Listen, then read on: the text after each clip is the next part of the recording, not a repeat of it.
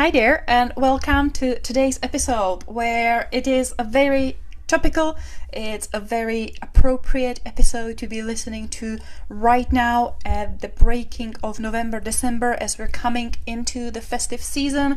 We are talking with Sally Duffin, who is a health writer, nutritional practitioner, and all around a wonderful human being who is specialized in helping people, especially women in perimenopause, to feel good and stay sane, which coming into the festive season, I think we all need a little bit of the calming down and preparing ourselves for what's to come so we really thrive throughout the season. So join us for a conversation about tips and insights and permissions, practical tools on how to feel happy and healthy and thriving with your food choices, with your nutrition, with your energy levels as it comes to Christmas, New Year, and all around the year.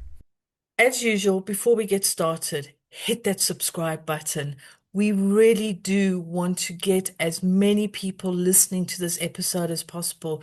It is the festive season. It is a time when it can be more stressful. It's colder nights, shorter days, longer, darker nights, and all of this can really start to have an impact. This is a very powerful episode. So hit that subscribe button, share it with your community, with whoever you feel needs to listen to the wise words that are shared here. So hit subscribe. But now let's get on with this really beautiful, topical, festive season episode. Hi, Sally, and welcome to the show. How are you today? I'm well, thanks. Thanks for having me on. So excited to have you on. So please let us and our listeners know a little bit about you. Obviously, we've met on Zoom before, we've talked before, we've been part of a couple, we're in similar circles here and there. So I have a feeling, I know what you're doing, but I would love for you to tell our listeners who you are, what you do. Okay, so I'm Sally. I'm a nutritionist and a health writer, and I live in York, in the north of England, very beautiful York. So I've been doing this job for about 16 years now. I've been working in natural health, I realized the other day, for 26 years. I mean, clearly I started when I was 3 years old. I mean, I can't believe it's gone that fast, actually. So I got into this industry through working in the independent health food store in York, which is fantastic. And that's where I got my grounding in lots of different ideas around natural health, particularly things like herbal remedies, phytotherapy, a little bit of homeopathy, lots of nutrition, vitamins and minerals, that kind of thing, and healthy eating, whole foods, that kind of eating. And I realized I loved the subject. So when I had a year out to have my son back in 2002, I came back to work and realized I wanted to do more. So I put myself through a degree course in nutritional medicine and qualified to be a nutritional therapist and nutritionist. Qualified in 2009. And then since then, I've run a one-to-one practice. So I have a one-to-one clinic, which for many years was a general practice. So I saw people of all ages. I think my youngest client was about 3 months old, and she sat on my knee and it was gorgeous. She's the only client who's ever sat on my knee, I should add. My eldest client would have been in her 90s. So I saw full age range, lots of different health conditions. And then after I wrote my book, Natural Nutrition for Perimenopause, I decided to focus my clinics, and now I just work with midlife women's health, so perimenopause, menopause, and beyond. And around that one-to-one clinic, I've done a lot of education work. So I used to teach. I was the assistant course director on an MSc in nutrition science and practice, and I ran the clinical side of things. So I was training people to do my job, which was fantastic fun, and it was lovely to see the students through that process. And I've done a lot of writing, and that's become kind of the other big thing that I do now. So writing for different health brands, other practitioners. Anybody that'll read my words, basically, I will write for them. Yeah, so I've kind of been in this world for a long time, and I'm not sure I can do anything else. And I love that, hearing people's origin stories. I always am so curious to what got you into the line of work that you're doing. And it's so interesting that with lots of the people we talk about, there is quite recent shift. There is, I've been in corporate, I've had a career, I've had a realization, and then I retrained. But it's interesting to hear that, you very early on started on this path and you just carried on and went deeper and deeper. And obviously there were some pivots and there were some changes. And it's interesting that for you, the start in health and nutrition was by working in a store and being surrounded by all the herbs and everything, where for me, it could not have been further away from a store. My connection to, natural remedies and any kind of a love and passion for that I have came from my grandma, from the way I grew up on a farm surrounded by nature, and just through the word of mouth and folk tales and the mysticals. Then my mom and my auntie and my grandma and the whole family would always be like, oh, this is good for this and this is good for this, and now we're picking this and there's a full moon and we're going to go picking this and this. I say that here in Czech Republic we are a very interesting nation when it comes to religion, because we're not really religious, we're not really into any organized religion, but we have very strong pagan roots here. So much of our wisdom and traditions still till today are based on lots of the paganism, lots of goddesses and fairies and magical creatures that we kind of still believe in, and we draw the wisdom from them and from the annual repetition in the calendar, from different sayings of on this saint this happens, and if on this day this happens, then in 30 days this is gonna happen, and we kind of still live by that, and I love that. So it was so interesting to kind of have your origin journey in there. Oh, thank you. It's felt a bit weird for me because a lot of people in my industry get into being a nutritional therapist through being poorly. And they become ill for some reason, and they see a nutritional therapist and they get better, and then they decide they want to do that. And for a long time, I kind of felt a little bit imposterish because I didn't have that origin story. And I was like, well, actually, yes, it has improved my life in lots and lots of different ways, but I haven't come into it in that way. And I thought, well, actually, that's not a weakness. It's more just something different, but also there's strengths to that as well. And interesting that you say about your grandmother. I have an auntie who lives in Australia, and when she used to come over and visit when I was very little, not very often, obviously, because Australia's a long way, it's very expensive, but she would bring her herbal teas. And I remember she took me into town when I was very little one day, and we were in a health food store in town, and she was buying calcium tablets. I didn't know that at the time, but I was asking her what these things were, and she just said, oh, when you get to be my age, you need to take something for your bones. And she would have been kind of in her 50s then, sort of menopausal age. And that always stuck with me. And she used to leave the herbal teas and things behind when she went back home, and I used to drink them. And so I'd had like a little taste of it then. And I did think about studying herbal medicine for a while, actually, but I didn't have the right qualifications. It was very much chemistry based many years ago. I think it's different now. And then eventually I found my path into nutrition. I was like, well, I love this because we all eat every day. And so this is one of the biggest things that we can do to influence our health. And it's so interesting when you were talking about, not having an origin story. You definitely have.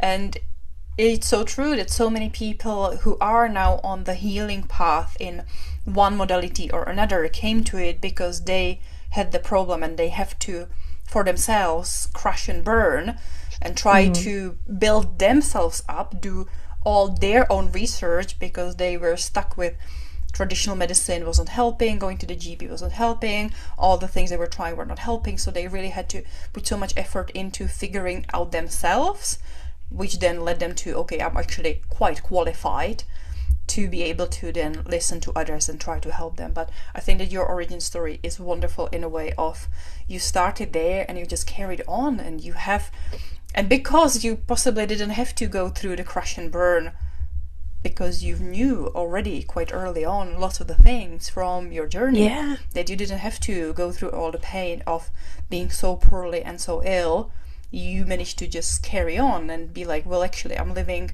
a healthy life because from early on I had this ground and I've kept building on it. Yeah. So we were talking a little bit about this before we came on, and I want to talk and draw a little bit more of your inspiration and insights and advice on. We are now in November, December, end of the year. We're coming close to, we have festive seasons. We've had Halloween. Americans might have Thanksgiving. We have lots of festivities, feast, so much food gonna be. We're changing the seasons, darker days. We're coming to New Year, New Year resolutions. And for lots of people, especially women of a certain age, we do take quite a lot of anxiety and stress and pain and suffering into this period because of the food, the emotions, the work, the pressures. So I'm curious if it's something that you've come across with your clients, that they come to you more often around this period, if there are any patterns that you're noticing. And obviously, what advice would you give to anyone, but maybe from your now specialization on women? What can we do to, thrive throughout the season, enjoy ourselves throughout the season, and still land in January feeling empowered and recharged and not guilty and not feeling like we have to put ourselves through the whole New Year resolution, gym, diet, madness? Yeah. I hate all that. Really good question. I think, first of all, just reframing this as winter. So we have these events, these festivities, which we have allocated times to. And they're artificial in a way because we've decided to celebrate Christmas in the middle of December, and we've decided that New Year is the 1st of January. Whereas if you go back a few hundred years, New Year was in March, which makes so much more sense.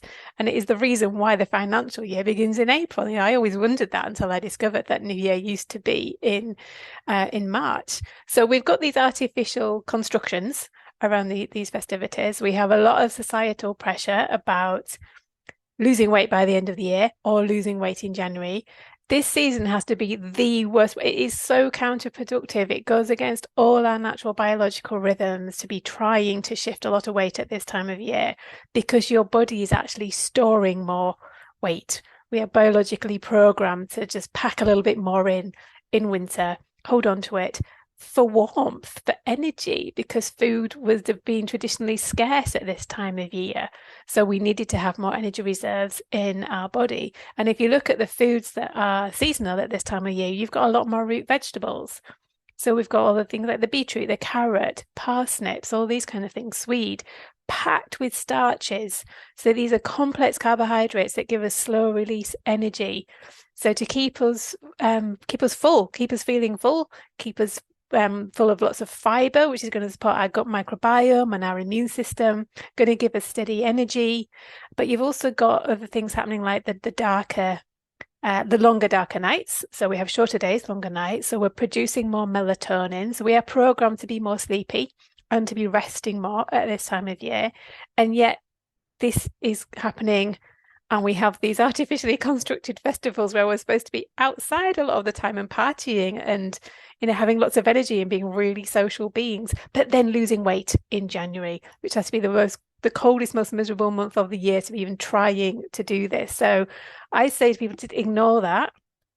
You don't have to become somebody new on January the 1st. We don't have to have resolutions to become all new year, new you. The person you are is fantastic. You don't need to overhaul.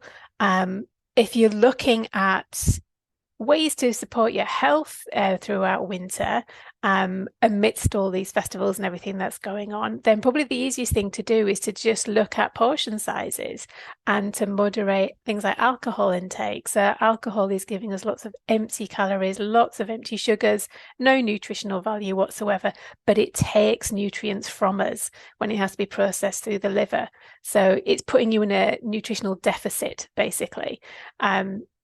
So still, I'm not saying you have to avoid it completely, but just looking at how much you're having, spacing it out, looking at the portion sizes of you're having of food, getting outside during the daylight hours, getting outside before midday is absolutely imperative during winter. It's an absolute deal breaker. We need to see that morning light to help us set our biological rhythms so that, yes, we will wind down and sleep later on in the day, but we need to be having that bright morning light to help us wake up.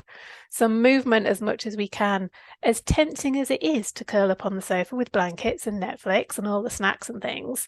Yeah, do that every now and then. You're going to have a few days of rest and relaxation and things, but looking at keeping the movement in overall, looking at the portion sizes, thinking about what you're having to eat. And then if weight loss is something that you want to do more of, start working towards that in spring, because that's the time when nature will be on your side. So that is the time when our lymphatic system kicks up a gear, our lymph becomes a little bit more fluid. It's been a bit thicker during winter, so we're able to process the metabolic waste from our cells, because every time we lose weight, we release toxins from fat cells. The body stores toxins in fat cells. So when you start breaking that fat down, you need your lymphatic system and your liver to be working a bit more. Spring is the season of the liver. And certainly in traditional Chinese medicine, that's what it's associated with. We've got a lot more sort of liver supporting foods, the fresh green leafy things that are coming in spring, the bitter herbs and things that are coming back after winter, that supports our weight loss. So don't be making yourself feel miserable throughout the winter season. Go with what nature wants you to do, and then looking at it a little bit more in spring. And as for guilt, well, that can just do one, because that's just a big stick to beat yourself with. It serves nobody any purpose whatsoever. And that's entirely our own construction. So just ignoring that altogether. Yeah. And I love the reminder that we are interesting creatures, that we're running a very modern software on a very old school hardware. Yes. That we have evolved the world around us, the society, the technology, our thinking capacity, the software that we're running is still, it's pretty modern, it's pretty up to date, it's pretty tweaked. And yet the hardware that we're working with, our nervous system, our body, our built-in mechanisms, they're pretty ancient. Yeah, they are, absolutely. And we need to be going along with that. And things like perimenopause, that's an ancient process. It's not a deficiency, it's not a disease, it's something that would be designed to go through, and it's something that has helped the human race evolve and get to where it is today. We wouldn't be here if it wasn't for menopausal women and women post-menopause. So it's not, it's not a deficiency. We don't need to medicalize it as much as I think the narrative is taking us in that direction, unfortunately. We don't need to try and hang on to the body that we had when we were 30. This is all absolute nonsense. We are biologically programmed to change shape, to have a slightly different fat distribution, a slightly different weight distribution. All these changes, our brain fog, is part of a cognitive upgrade that is happening at this time of life. So it's embracing it and finding a gentle path through it, rather than trying to hang on to the person that you were before. I love that you've given permission to allow the changes to happen because, like you said, I would love to have the body I had when I was in my 20s and the energy I had in my 20s, but that ain't gonna happen. And the brain fog is something that I'm learning to live with, to Yeah. find ways around it and finding new routines and finding new ways of doing things because obviously when I was in my 20s it was very different to the way it is now. And the changes in the body, the changing shapes of the body, the just the way you do things, the way you feel is so different when you sort of for me in early 50s, and it really does make a difference. And it's so nice that you like it's okay to go through these changes because when you look at society or the magazines or newspapers or social media, it is about, oh, why can't you be like that famous Hollywood star Oh, who yeah. looks like she looked like in her 20s, and wow, she's run up Mount Everest and run back down again and looked after all the kids and raised, and it's like, hang on a minute, oh, and she's 65. It's like these aren't realistic. It's not realistic for us everyday humans to be doing that. And it's finding a new way of doing things. It's finding, foods that you most probably could just munch on in your 20s, all of a sudden either don't sit right with you or Yeah. it's not right. And the same is try foods that you didn't like in your 20s because you might actually like them now because the body's gone through the changes and everything. So thank you so much for giving us women permission to it's almost enjoy this stage. Okay, Yeah. don't enjoy the hot flushes and when you have halfway through a sentence and your brain just clogs up and you don't know what you're talking about or saying, but enjoy the process because it is a process. Women's we change as women. We change from a girl to a teenager, then we become women, and then you become mothers, then you become as some of the pagans say, a crone, but Mm. I like the wise woman. I prefer wise woman to crone. But these are all changes that are not only mental changes, but they're physical changes as well. And it's about embracing the process. Enjoy that you're growing older and wiser and you see things differently to the way you would when you were younger. You have different energies. You do things differently. Enjoy it instead of, as you said, taking that guilt stick and beating yourself up because you Yeah. don't look like you did when you were 20. Well, I can't pull all-nighters like I did when I was in my 20s. But the thing is, it's about just saying, okay, I'm here now. How can I move forward and just enjoy it? So you giving permission to just be who you are and enjoy the process and just live with it and find ways to deal with it. Because yes, when you perimenopausal and menopausal, things do change. I mean, the hot flashes are not fun. What can we do to maybe alleviate them a bit? If you've got brain fog, what can you do to help that? Or, just finding different ways of doing things so that it's not, well, when I was 20, this didn't happen to me. Yeah. But we can't live like that. We've got to find ways to just allow the body to change. It's going to take time, but what can we do to help us through that process, to help us to get there without that guilt stick and the beating up and the flogging of ourselves that we do as women. I think we start when we're teenagers because that's what we're Well, told this we is it. should do. The messages come from society, don't they? And a lot of the pain comes from the struggle.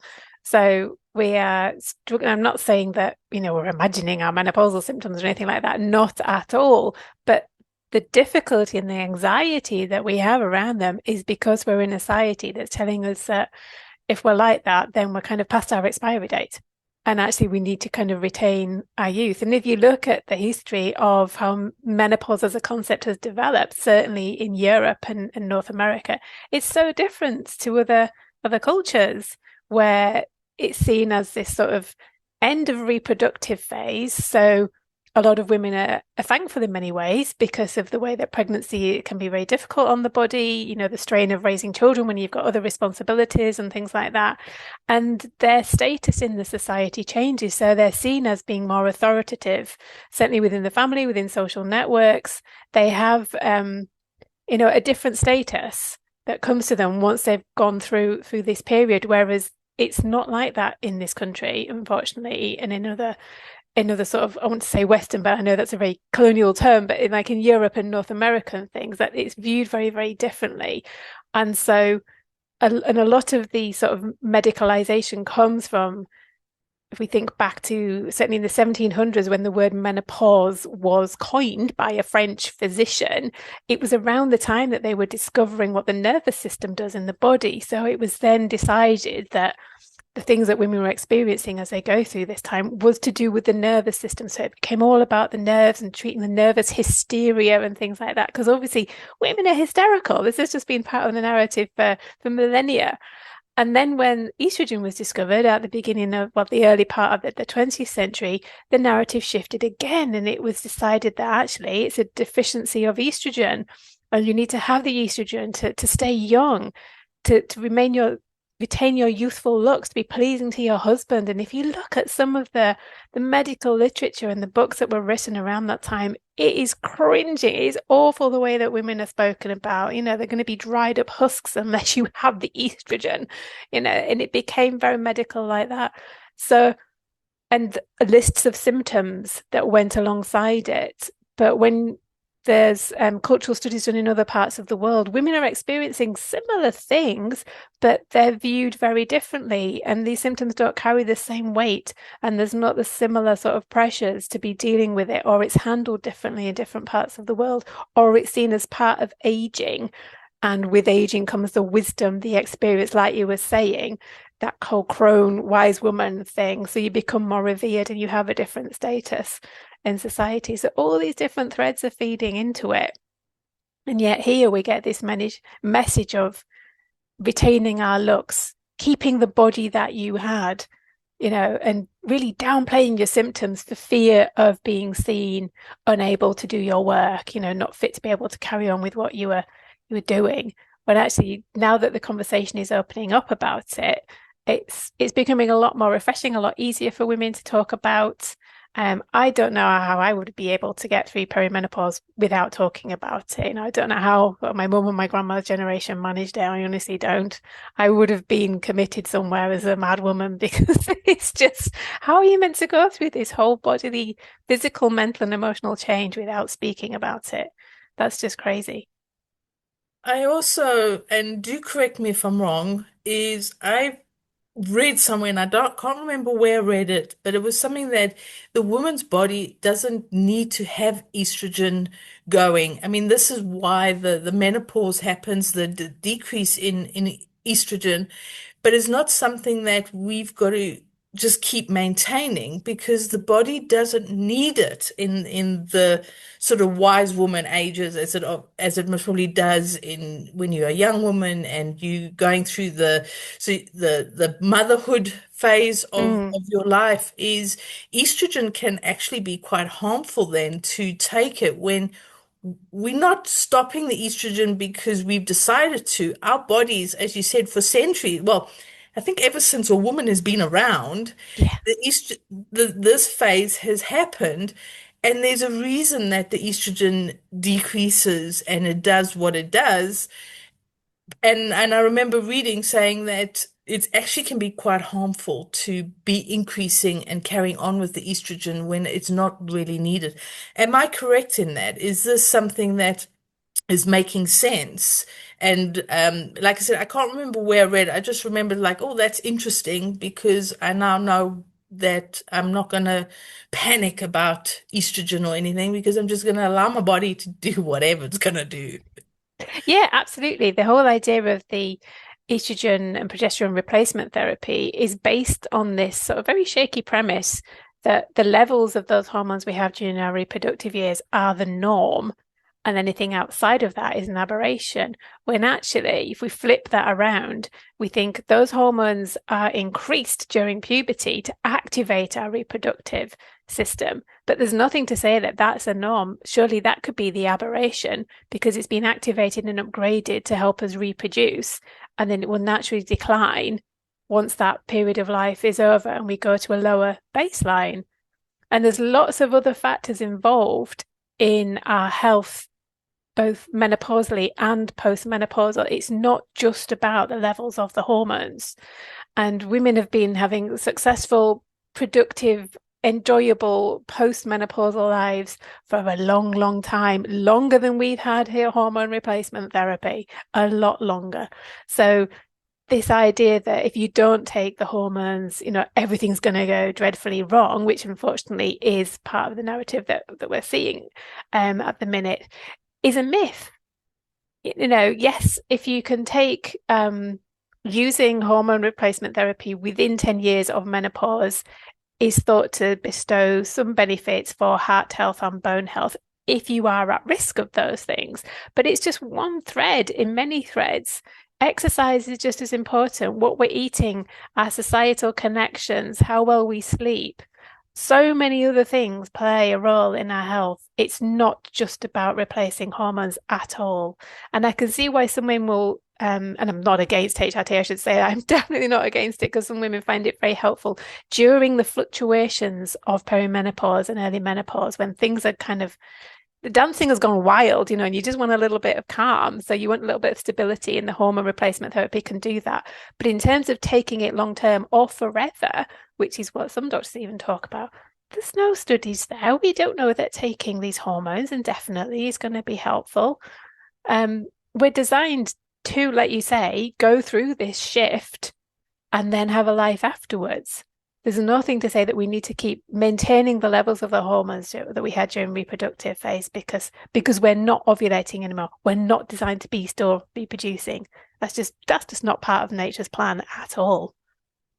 So talking about menopause and premenopause and the festive season coming up, what advice would you give to people? Because it can be very tiring. You most probably have to have Christmas parties, or you've got family who's, it can be really stressful with families because you're meeting up on Christmas Day and nothing goes according to plan.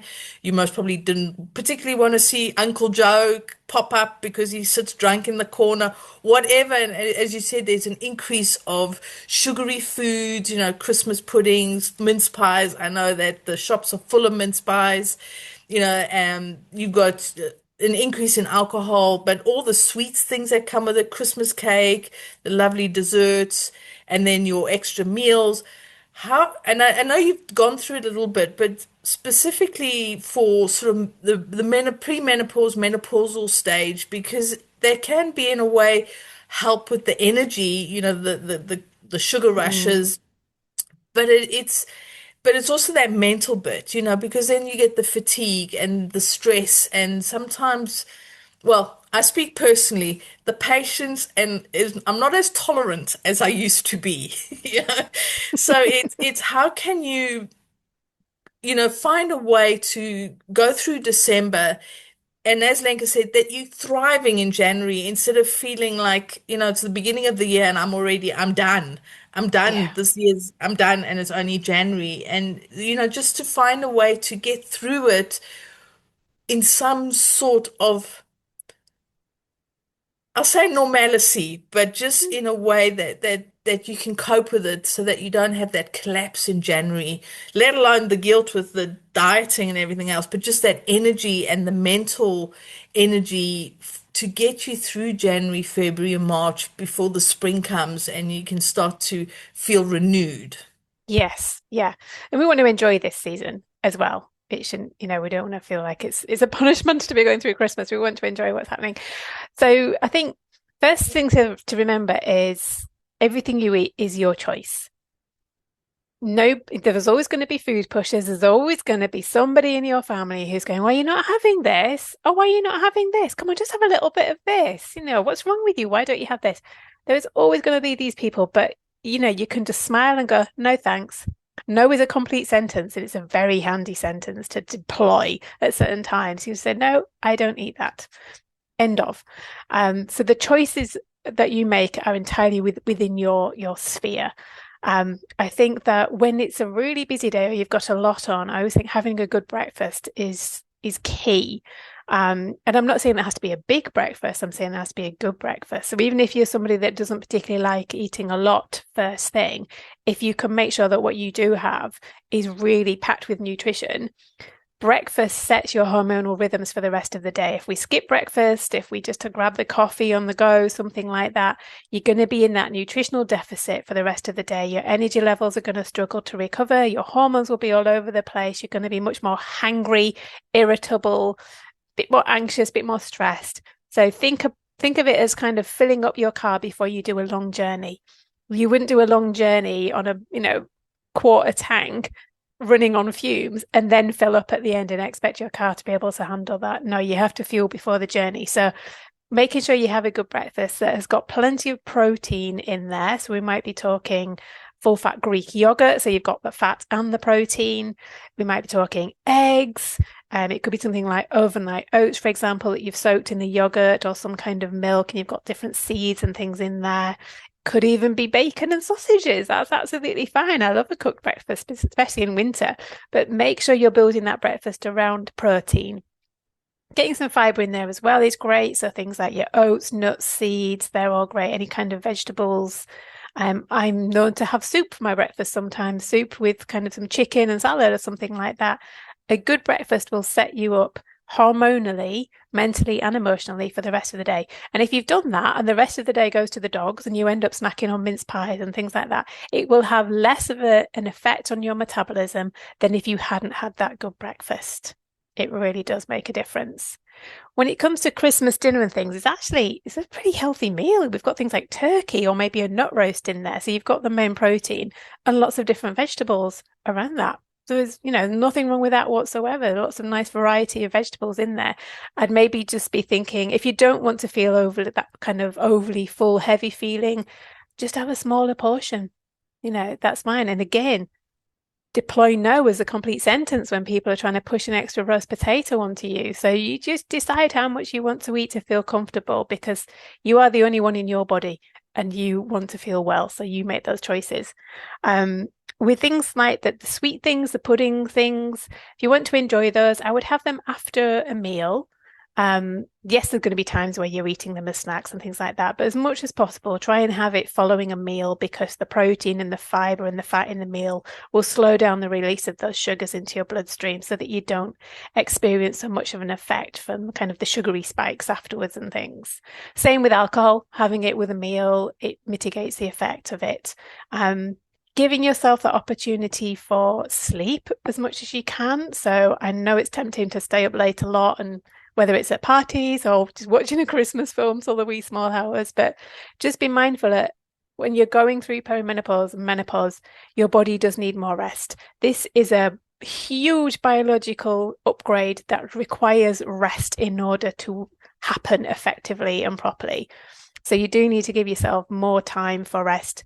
You may need a little bit more time out during the day as well. So you're just stepping into the garden or just stepping out into a quiet room for a few minutes, especially if Uncle Joe is really getting on your nerves and you don't want to have that meltdown in the room. I'll just go in the back garden for a few minutes and have the fresh air and simmer down a little bit. And I would say ask for help. We're so notorious, particularly when we get to midlife, for doing everything ourselves, carrying the load ourselves. Yes, because sometimes when we ask other people to do it, they don't do it properly. And you just think, God, it's going to be easier and quicker if I just do this task myself. Yes, that gets us so far. But when we need to have more rest, sometimes you just got to let go and ask people for help and let them do it their way. It's not going to be how you did it, and it's not going to be as good as if you'd done it, but it will be done. So letting go of perfectionism and, good is good enough. Asking people for help, asking your partner to do some of the shopping, to wrap some of the presents.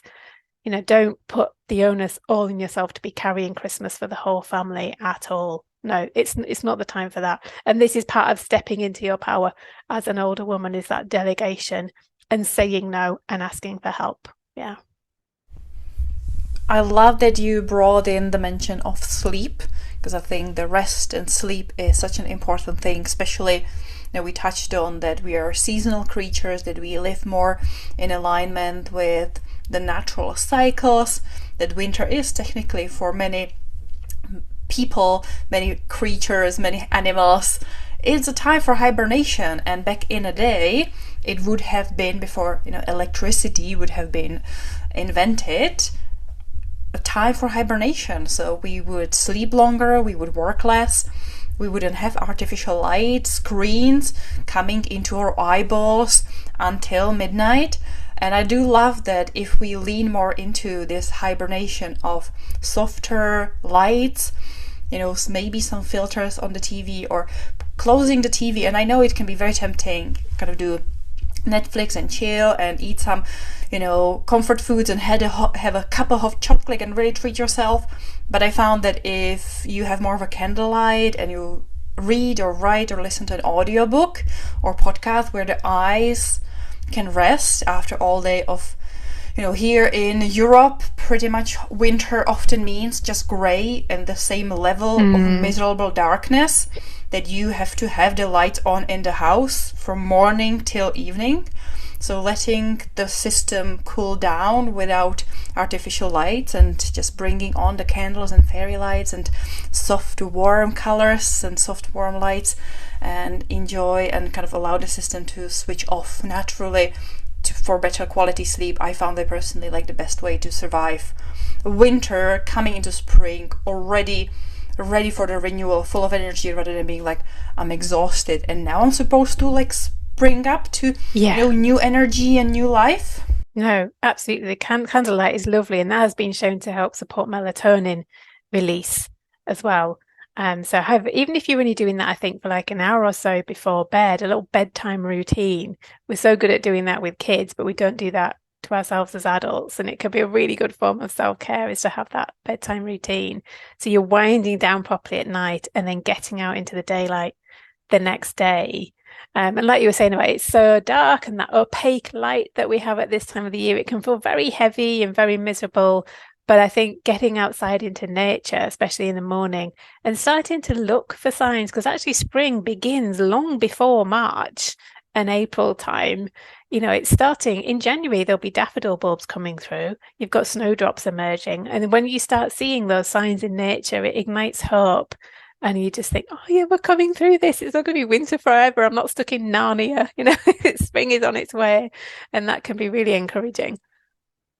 Loving this conversation, and it's really helpful, like the candlelight, the routine, and routine really helps us to settle in, because if you've got a nighttime routine, your body starts to know that it's going to bed. Whereas if you're like rushing around, and you get into bed, you're tossing and turning, and and then thinking, but I need to go to sleep, I need to go to sleep. But having that slow wind down, then your body's getting ready so that when you do go to bed, you can go to sleep easier than if you've been sprinting around doing housework, catching up with emails or whatever it is, and then get into bed and then think, why can't I sleep? So it's really nice that you brought out that routine. And like you said, kids have a routine. If you give your kids a nice routine to go to bed, then they settle down. And it's the same, just because we're adults, it doesn't mean that we can't enjoy a lovely nighttime routine as well. So thank you for sharing that, and everything that you've said about just that no is a sentence. I love that. It's like a two-worded, two-letter sentence. It's short. I don't think you get a shorter sentence. And it is about taking that control and knowing how much you're wanting to eat, and then trying to stick to it, because I am partial to an extra mince pie or two. So it's not always easy to do that, but it is when you know why you're doing it, and you can then mentally plan yourself and be ready to say, no, thank you. I'm good. I don't want any more. And yeah, you do get the pushes, but eventually they'll realize that when you say no, no means no. And it's a good boundary to put in for women as well, because it's Yeah. something you can practice for. Other times you might need to connect to put in those boundaries and say no. And women don't really like to say no. So it's good practice. So use Christmas as a practice to use that sentence of no. I love that. Thank you so much. So this is the section that what we call the gold nugget. So this is where we ask, Sally, may we please have your gold nugget? My God, Nugget, am I only allowed one, or can I have more? You can have as many as you like. Mm. I think for this time of year, enjoying winter. I don't want to say getting through winter, I think enjoying winter. Yes, I think a good golden nugget is about saying no. And saying no to, because every time you say yes to somebody else, you're saying no to yourself. And that's not great. And this is how, as women, we end up lower down the list at the bottom of the pile. Whereas if we say no to somebody, we are saying yes to ourselves, which I think is really, really important. Um, so I think saying no and reclaiming rest is really important at this time of year. From that nutritional point of view, I would say, yeah, breakfast is is a big golden nugget. You're just going to do that one thing right during your day, getting breakfast right makes much more of an impact on your day and on your health than if you're just focusing on, what you're having for your evening meal or something like that, which is just as important. But, I think getting breakfast right actually does more to benefit people. And taking your vitamin D. This is the time of the year in the Northern Hemisphere when we need to be taking our vitamin D. We're not making any in our bodies, even on a lovely, bright, sunny winter's day. The UVB rays are not strong enough to stimulate the production of vitamin D in the skin. So we do need to be supplementing with vitamin D, and it's used by virtually every single cell in your body. So energy levels, motivation, mood, mental well-being, bones, teeth, skin, everything, heart health, it's all influenced by vitamin D. So I'd say that's a really, really important one to be focusing on as well. I love that. And I want to jump in quickly when we were talking about the power of saying no, and kind of that means saying yes to yourself. I was also thinking that one trick that often helps me is the self-identity. Kind of figure out, for me, I started drinking alcohol a couple of years ago, and being in Czech Republic, which is the nation of alcoholics, and we love our alcohol, beer and shots all year round, and especially Christmas time with all the mulled wine and punch and all sorts of wonderful things, it's quite hard. And I've had a response on Christmas markets once when I ask for non-alcoholic one, be like, we don't serve non-alcoholic to adults. Oh, wow. To be like, no, I am a person who doesn't drink. I'm a person who is, healthy. I am a person who, at times, I am giving up sugar. So I've just been through like 40 days of no sugar, like artificial added sugar. So in Christmas is coming to my identity is I am a person who doesn't drink. I am a person who doesn't eat sugary things. And I'm still looking for sweet stuff in natural ways, looking more at fruits and dates and nuts. It's not like a dark chocolate. So I'm still treating myself. I'm not a complete savage. But what helps me to go through these periods, especially periods where there's so much more peer pressure, family pressure, society pressure around things, to have a clear self-identity of this is who I am, and it helps me to then say no to things just because other people tell me that this is what we do.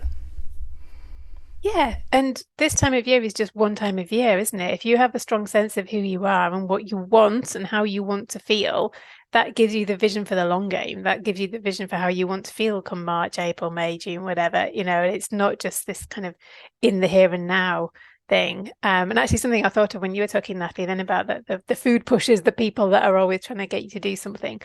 A lot of the time, they want you to do something because they don't like the fact that you're doing something different to them, that you've made the choice and you've got the willpower and the discipline to be making a different choice. And so there can be sometimes a degree of envy there. They want to bring you back onto their side of things. They want you to have the puddings and everything like that so that they don't feel bad about themselves because they're not making that choice. And actually, if you stick with it, you can be, an inspiration to other people as well. They think, oh, wow, yeah, she said no to that. I don't have to have that. Why am I doing this? Yeah. And it is stronger at this time of year, like you say, with all the alcohol and the sweet foods and things. The marketing works against us. The marketing of the food industry is just colossal. It's a £1 billion industry designed to keep us addicted to processed foods and sugar and alcohol and everything. The only legal drug, alcohol. It's designed to keep us in there. So every time we're saying no to it or we're making different choices, we're being radical. It's a radical form of self-care, and we're turning against a huge marketing machine with massive amount of messaging. So if we can stick with what we want to be doing, because we've got our vision for the long game, like you're saying, Lenka, there with knowing your self-identity, you can enjoy this time of year. And then come January, you're like, cool, I'll carry on as I was. I don't have to do any kind of radical overhaul because I didn't succumb to all these things. I didn't betray who I want to be. I'm still me, and I can just carry on. And this is why we love our gold nuggets. Look at that. Even Lenka added to a gold nugget. So thank you so much for sharing that and just, reminding us of the power of no. And I love that, Lenka, with know your self-identity, and then you identify as somebody who doesn't drink or somebody who doesn't want that extra mince pie or that sugar, and that helps to say no. So thank you so much for these wonderful gold nuggets. I mean, there's a load of them in there, and they are just all so beautiful and valuable. So thank you so much for sharing, both of you, for sharing some gold nuggets. Now, for our listeners, if they've been listening, they're thinking, hang on, I need some help from Sally, or I want to know a bit more, or I want to just find out a bit more about what she's doing, or connecting with you, where can people find you? So I'm on Instagram as at Nutrition in York. And I have a free Substack newsletter called Natural Nutrition for the Midlife Shift. And my website is nutritioninyork.co.uk. And all those links will be in the description below so people can easily find you and click and maybe even get your book. Yes, I can get my book, yeah, too. Thank you so much, Sally, for being here and being wonderful and giving us so much, not only wisdom and insights and nuggets, but I think lots of it is the permission. It's to allow us to put ourselves first and have a couple of practical techniques and strategies to allow us to really go into this winter season with a lot more power in our own hands. And I always love to wrap up the podcast by bringing in the mission and bringing in what we do here in the podcast, which is having conversations with people to help us live happier, healthier, more fulfilled lives, leaning more into our lives. And I'm always curious, what gives you life right now? What is the thing that really is like, this is how I'm leaning more into my life? Ooh. Again, it's hard to say one thing. Creative writing is a big thing for me. It's something I've done since I was very young. And then a few years ago, I decided it's that time. I've given my life to lots of other things and other people. It's time to do something for myself. So I did put myself through a master's in creative writing and absolutely loved it. Hard work as it was, studying in your mid-40s when you're working as well. But yeah, I think creative writing is something that keeps me saying that, and being outside amongst nature, doing yoga. Yeah. And generally having a really good laugh with my friends and family. These are things that keep me grounded. So I could let go of screens and all that kind of stuff. I've got some paper and a pen and some friends. I'm very happy. Thank you so much for sharing, and thank you for sharing your time with us today, your wisdom, your knowledge, your expertise, and the beautiful tips that you've shared as well, for not just for women who are going through the change, but for anybody. I mean, these tips are useful for any age, male or female. So thank you so much for just being with us today. We really appreciate that you've shared your time with us. Thank you for having me. It's been a joy. And for our listeners, what have you got from today? What aha moments have sort of sat in your head and you think, that's what I need to do? It is coming up to the festive season. There is more, seems to be a more abundance of food and more choices, and especially the sweet foods, the festive type of foods. But what helps you to get through the festive season? What have you found that works for you? We'd love to know what helps you, or what have you taken from this episode? What can you start to implement to help you to get through the next couple of months until January, February, and then when spring comes and you feel renewed and rejuvenated? But until next time, we'll talk to you soon. Bye.